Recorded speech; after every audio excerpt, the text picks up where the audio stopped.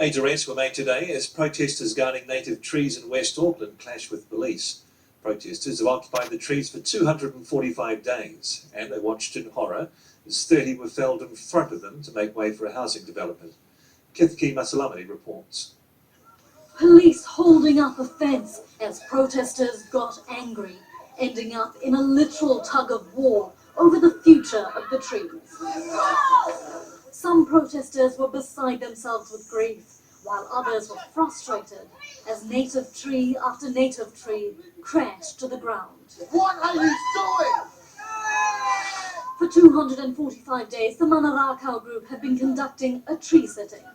Their tent suspended above the action, they tied the trees together, hoping it would deter developers. When you start to pull down the trees, they pull at the other trees. So it actually doesn't matter what tree that we're in.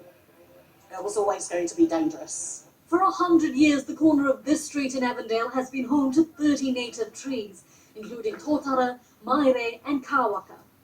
When it was put up for sale last year, Manarakau says they urged the Auckland Council to buy the land, but it was bought by a private buyer with an eye to developing it. He's taken away my daughter's ear, pretty much. I'm so sad. This is wrong and he's short-sighted.